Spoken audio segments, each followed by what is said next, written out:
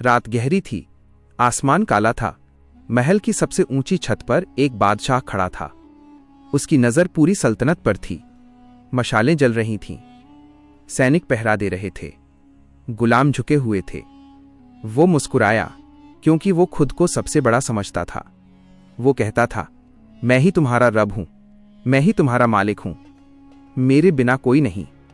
लेकिन उसी रात किसी को पता नहीं था कि कुछ ही समय बाद उसी बादशाह को पानी निगल जाएगा। वही समंदर जिसे वो अपनी ताकत समझता था, वही समंदर उसकी कब्र बन जाएगा। आज हम पूछते हैं, आखिर अल्लाह ने फिरौन को कैसे तबाह किया? क्यों एक इतनी बड़ी सल्तनत कुछ पलों में खत्म हो गई? ये सिर्फ इतिहास नहीं है, यह घमंड के अंत की कहानी है। ये इंसान और खुदा के बीच की कहानी है। इंट्रोडक्शन। ये कहानी है मिस्र की, एक ऐसी सभ्यता जो दुनिया की सबसे ताकतवर सभ्यताओं में थी। ऊंचे ऊंचे महल, बड़ी बड़ी फौजें, सोने के खजाने, और उस सब के बीच एक आदमी जो खुद को खुदा कहने लगा। उसका नाम था फिरौन। कुरान शरीफ में इस कहानी का जिक्र कई जगह आता है। सूरह ताहा, सूरह कसस, सूरह यूनुस और सूरह शुअरा में इस घटना को विस्तार से बताया गया है। ये कहानी सिर्फ एक राजा की नहीं है, ये कहानी है घमंड की, जुल्म की और अल्लाह की ताकत की। Main story. दृश्य 1, फिरौन का डर। फिरौन बहुत ताकतवर था, लेकिन अंदर से वो डरा हुआ था। उसे बताया गया था कि बनी इस्राएल में एक बच्चा पैदा होगा जो उसकी सल्तनत खत्म कर देगा। बस फिर क्या था? उसने हुक्म दिया, हर पैदा होने वाले लड़के को मार दो। माएं रोती थीं, घर उजड़ते थे, बच्चे छीन लिए जाते थे। जुल्म अपने चरम पर था। दृश्य 2, एक मां का दिल। इसी दौर में एक बच्चा पैदा हुआ, एक मासूम बच्चा। उसकी मां डर गई, लेकिन अल्लाह ने उसके दिल में सब्र डाला। कुरान सूरह कसस में आता है कि अल्लाह ने उसके दिल में इल्हाम डाला, डरो मत, इस बच्चे को दरिया में रख दो, हम इसे वापस तुम्हारे पास लाएंगे। एक टोकरी बनाई गई, बच्चे को उसमें रखा गया और दरिया में छोड़ दिया गया। पानी बहता रहा, टोकरी चलती रही और आखिरकार वो टोकरी उसी महल तक पहुंच गई जहां फिरौन रहता था। दृश्य 3, दुश्मन का घर। फिरौन की बीवी आसिया ने बच्चे को उठाया।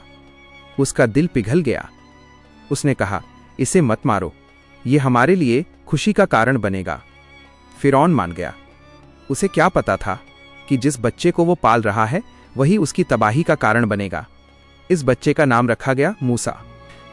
दृश्य 4, सच्चाई की आवाज।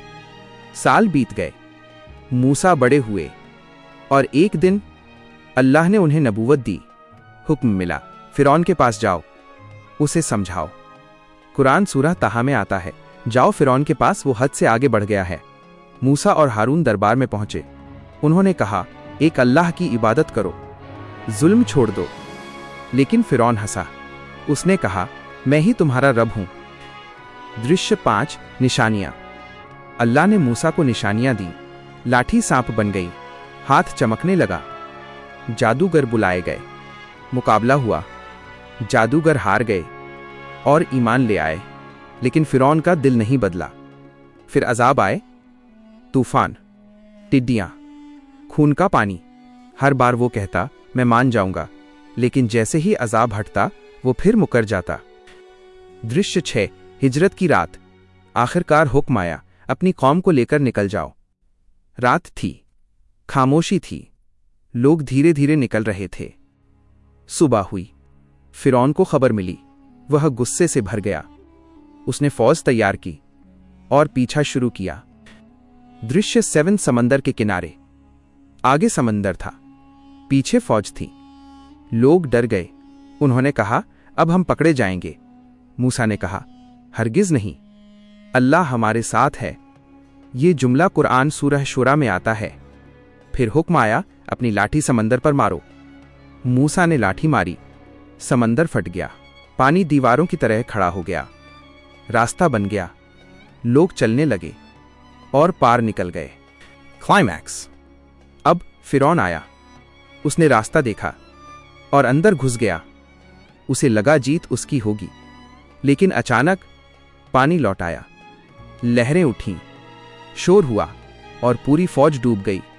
डूबते समय फिरौन चिल्लाया, मैं अब ईमान लाता हूं। लेकिन बहुत देर हो चुकी थी। कुरान सूरह यूनुस में आता है, अब जब पहले नाफरमानी करते रहे और फिर सब खत्म हो गया। कंक्लूजन। फिरौन ताकत का नाम था, लेकिन उसका अंत हमें याद दिलाता है, ताकत हमेशा नहीं रहती, घमंड हमेशा नहीं रहता, जुल्म हमेशा नहीं चलता। अल्लाह की पकड़ सच्ची है, अल्लाह की ताकत सबसे बड़ी है। जो इंसान खुद को बड़ा समझे वो गिरता है, जो अल्लाह पर भरोसा करे उसके लिए रास्ते बनते हैं, यहां तक कि समंदर भी रास्ता दे देता है। ये कहानी हमें डराती भी है और हमें उम्मीद भी देती है। डराती इसलिए कि घमंड का अंजाम बुरा है, उम्मीद इसलिए कि अल्लाह अपने बंदों को बचाता है। और आज भी हर दौर का एक फिरौन होता है और हर दौर में अल्लाह की मदद भी होती है।